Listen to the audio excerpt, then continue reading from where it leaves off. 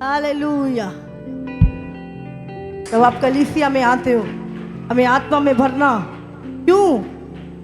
क्योंकि संसार में हम शरीर की सामर्थ्य से नहीं चल सकते। अगर हम आत्मिक है तो हमें आत्मा की सामर्थ्य से ही दुनिया में चलना है, और सामर्थ्य होगी, आत्मा की भरपूरी होगी, तभी हम चल सकते हैं। आमीन। हालेलुया। तो जब कलीसिया में आते हो, इधर उधर मत देखो, प्रभु मुझे भी आत्मा से भर, आमीन। उसकी भरपूरी को सोख लो अपने अंदर। हालेलुया। जब प्रभु से मिलने आते हैं, प्रभु कुछ देता है, उसे ले लो, तभी हम चल सकते हैं। हालेलुया। प्रभु चाहता है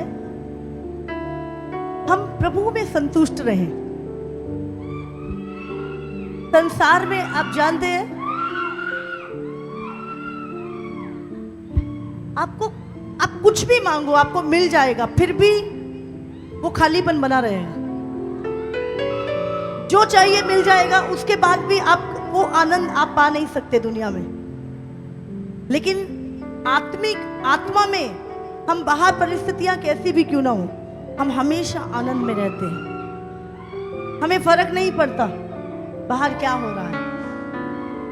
प्रभु आपको उन कलेशों से आपको बचा के रखता है। हालेलुया। हालेलुया। दाऊद जब उस जंगल में था, वो भेड़े चराता था। उसको नहीं पता था प्रभु ने मेरे लिए क्या योजना रखी है। वो उसी में संतुष्ट था, वो उसी में खुश था, उसी में वो प्रभु की आराधना करता था। आप जानते हैं, आप जब प्रभु की आराधना इसलिए करते हैं कि मुझे कुछ मिलेगा। आप कई बार प्रभु की आराधना इसलिए करते हैं, आराधना करूंगा तो मेरा ये काम हो जाएगा, प्रार्थना करूंगा तो मुझे ये मिल जाएगा। कई बार आप प्रार्थना भी इसीलिए करते हैं सिर्फ। दाऊद के पास कोई कारण नहीं था। हाँ? वो जंगल में था, कोई उसे देखता नहीं था, भीड़ में, पर वो अपने प्रभु के साथ आनंदित था। वो अपने काम को जिम्मेवारी से कर रहा था। वो अपने पिता की भेड़ों को बड़ी जिम्मेवारी से संभाल रहा था। और आप जानते वो उसका आनंद किसमें था? वो जंगल में भी परमेश्वर की स्तुति करता था। हालेलुया। हालेलुया।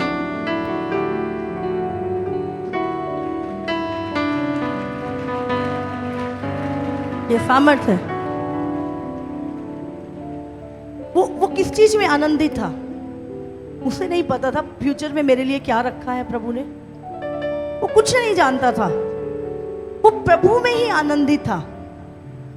वो जंगल में कोई पता नहीं कैसे उसने वो वीणा तैयार की होगी, और वो बजाता था और प्रभु की स्तुति करता था और अपनी भेड़ें चराता था। आप जानते हैं, जब आप परमेश्वर के कामों को बिना लालच के, बिना उम्मीद के करते हैं, आपके जीवन में सिर्फ प्रभु मिल गया, सब कुछ मिल गया, मुझे कुछ नहीं चाहिए।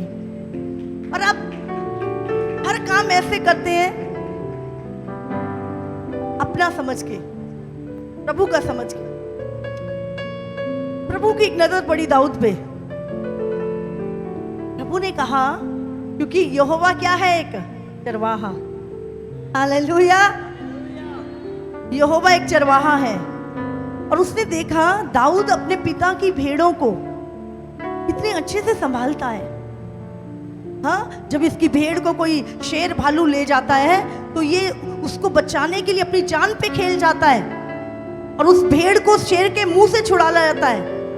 प्रभु ने उसकी वफादारी देखी, प्रभु ने उसका प्रेम देखा जो निस्वार्थ था। कैसे दाऊद अपनी जिम्मेवारियों को पूरी कर रहा था जब उसे कोई नहीं देख रहा था। प्रभु ने कहा, अगर ये अपने पिता की भेड़ों को इतने अच्छे से संभालता है तो वो इज़राइल जो मेरी भेड़ें हैं कितना अच्छा संभालेगा।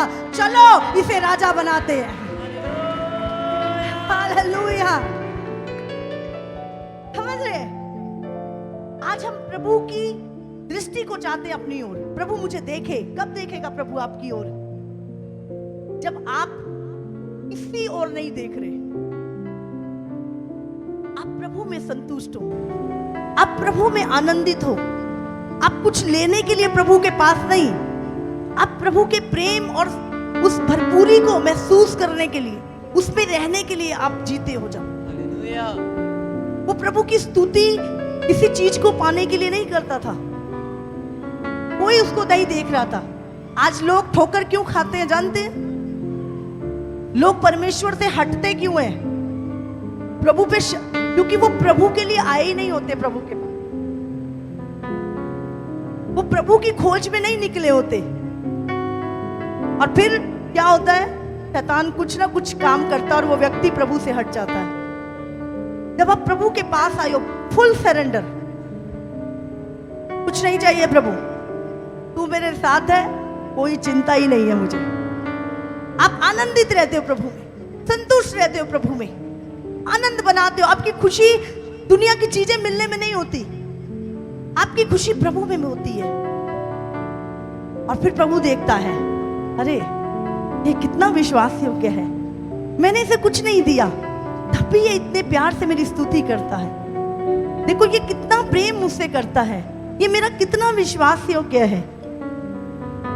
फिर प्रभु आपके लिए कुछ बेहतर, कुछ बड़ा, कुछ प्लान करता है।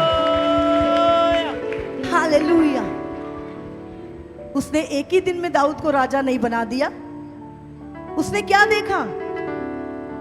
उसकी भरपूरी को, उसके प्रेम को। अरे अगर ये अपने पिता की भेड़ों को जब कोई नहीं देख रहा तब भी इतने प्यार से संभालता है, तो जो इज़राइल को संभालने वाला चाहिए, जो मेरी भेड़ों को संभालने वाला चाहिए, वो इससे बेहतर नहीं हो सकता। आपकी आज्ञाकारिता, जब तक आपका प्रेम कुछ पाने की लालसा के साथ आपकी स्तुति जुड़ी है, आपकी सेवा जुड़ी है, आपके काम जुड़े हैं कि बस कुछ मिलेगा इसलिए मैं स्तुति करूं, कुछ मिलेगा इसलिए मैं प्रार्थना करूंगा, कुछ मिलेगा इसलिए मैं बीज बोऊंगा, प्रतिफल मिल जाएगा। पर वो नहीं जो प्रभु चाहता है। समझ रहे हैं आप? तो दे देगा, वो एहसान नहीं रखता, कर देगा आपके लिए बहुत कुछ। पर जो प्रभु की जो योजना उस व्यक्ति के लिए होती है जो कुछ बिना डिमांड के, बिना कुछ चाहे, सिर्फ प्रभु में आनंदित रहता है, उसके लिए एक अलग ही योजना होती है प्रभु की, एक बेहतर योजना होती है प्रभु की।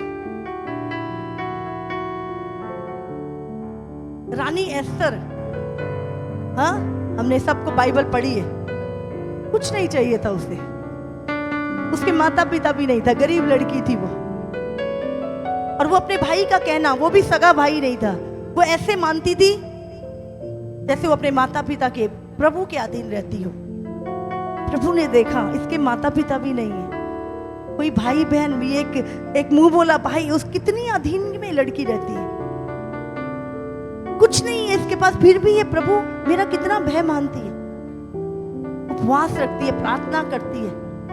प्रभु ने देखा उस लड़की की ओर, अगर ये यहां ऐसा करती है तो ये एक दिन मेरी अधीनगी में भी इसी तरह रहेगी। और परमेश्वर ने उस पर अनुग्रह किया और वो कहना मानती गई, उसने क्यों क्या कुछ सवाल नहीं किया। और क्या हुआ? परमेश्वर ने जिस देश में वो एक मामूली सी लड़की थी, उसी देश की 127 प्रांत होते थे उस टाइम पे, उसकी पटरानी बना दिया एस्तर को। मैं आपको बोल रही हूं, जो लोग तो आए, चंगाई हीलिंग हो जाएगी, कोई बड़ी बात नहीं है, वो तो बहती है यहाँ पे, हाँ, वो चीजें बहती हैं यहाँ पर, कोई दिक्कत नहीं है। पर अगर आप प्रभु से कुछ बेहतर चाहते हो, प्रभु से वो चाहते हो, बिना उस प्रभु से प्रेम करो, प्रभु के नजर में विश्वास योग्य बनो। हालेलुया। हालेलुया। कितने समझ रहे मेरी बात? प्रभु से प्रेम बिना कुछ मांगे, बिना कुछ इच्छा, ऐसा प्रेम, निस्वार्थ प्रेम जैसा यीशु ने हमसे किया, वो सब कुछ, उसके पास एक बेहतर प्लान है आपके लिए, उसके पास एक उत्तम योजना है आपके लिए, जो आपकी सोच से कहीं बड़ी है, कहीं महान है। हालेलुया।